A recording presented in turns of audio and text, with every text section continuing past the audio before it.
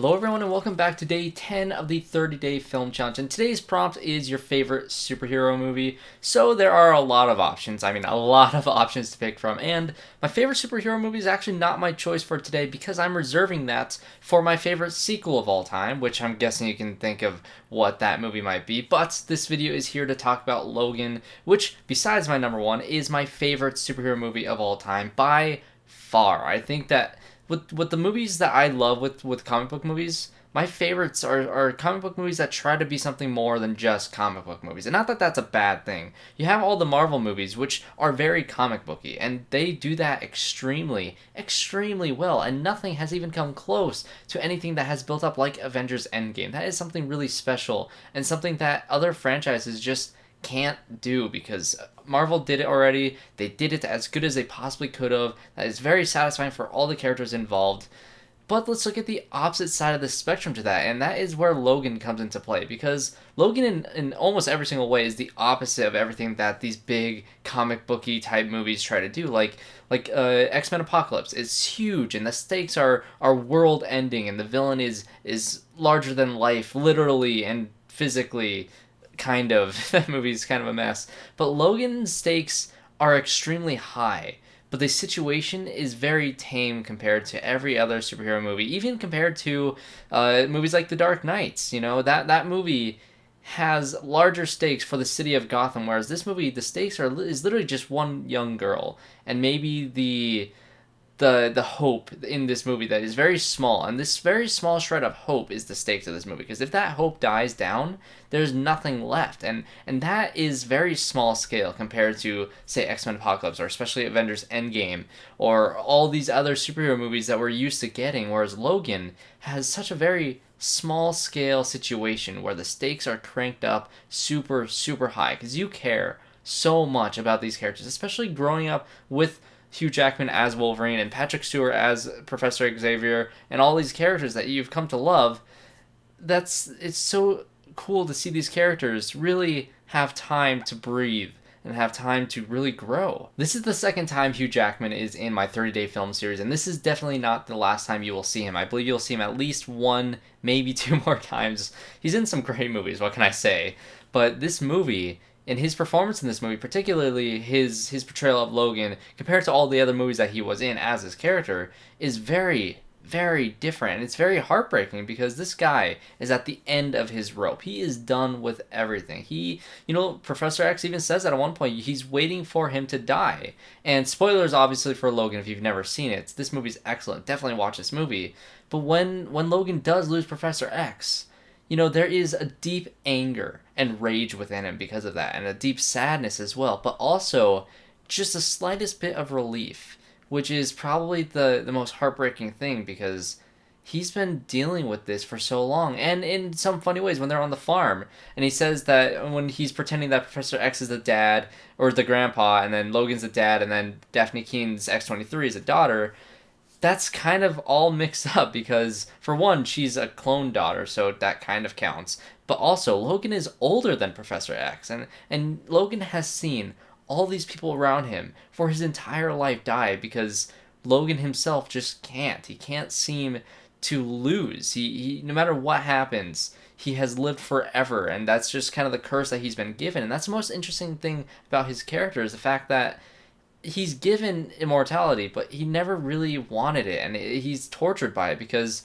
he can never really make any true connections. And having Professor X with him for so long, that is the only relationship that has really carried on for that long, but it's become very difficult for him because of all the pain that Professor X has caused, especially with his degenerating brain, and how he's causing all this damage to people around him, including the death of, I think, 7 X-Men. I think that's what the radio was about to say. And you can only imagine who that could have been, whether that was Jean Grey, even though I think Professor X says that Logan killed Jean Grey in one of the deleted scenes. So I'm not sure what timeline this is, because it could be X-Men Days of Future Past, it could be the normal X2 Last Stand future. I don't know. Who knows about the timeline? But that really doesn't matter because it's about the characters. And I think the most crushing thing for me about this movie is not when Professor X dies. It's not when Logan dies at the end of the movie, but it's when Logan is burying Professor X and he says that he has water and he breaks and he can't He can't bring himself to say goodbye because he's done saying goodbye. He can't handle it anymore, and he said goodbye to everybody in his life. And he blames both himself and Laura for this whole call to action that he really didn't want, because he just wants to go off and be done with things. But he just keeps on getting pulled to action, especially in this movie, when he finally gets that call to action again after all these years, after all this pain, after all the mutants have slowly died off. He's finally getting called back to be a hero again. And that's what this movie's really about. It's about him learning to be a hero again. And I can talk all day about this world that this movie has created for our X-Men, which is very tragic and just heartbreaking. But by the end of that, you can also talk about how it's so hopeful in terms of, like I said, there's very, very little hope throughout this entire movie. But the fact that these kids are there and he sees them at the end of the movie, and they cut his beard to look like the Wolverine that he used to be. And that glimmer of hope that maybe things could be better, and maybe that this girl could maybe not be the weapon that she was designed to be, that hope, that smallest bit of hope, even though it could end very tragically, either past this movie or within this movie itself, that doesn't matter, because just because this hope is there, that's all you need. You think about The Last Jedi, and yes, I'm referencing The Last Jedi, I love that movie, but how there's such little hope towards the end of that movie where the Resistance gives up. But the fact that there is just that small amount of Resistance members by the end of the movie that escape from the planet of Krayt and they escape the First Order, that small amount of hope was able to be that spark that burns the First Order down. But even though that there's still this group of kids out there that can continue on that legacy, this group of new mutants, that is the hope that this movie needs. And that's what I walked away from this movie in tears, by the way, because this movie completely crushed me with all the things that happen in it, but especially when Logan's holding Laura's hand and saying, "Don't be what they made you." And that is such a powerful moment, because Wolverine can never be, he can never go back on it. You have that quote that they have from Shane where, the man is the brand that they are, and they can't really escape that. And the killing that Wolverine has done throughout his entire life and the bad things that he's done, he can't escape that. But maybe, just maybe, he can keep her from following down that same path. And who knows whether or not she does by the end of it, because I think no matter what, she's always going to be on the run, and she might not ever have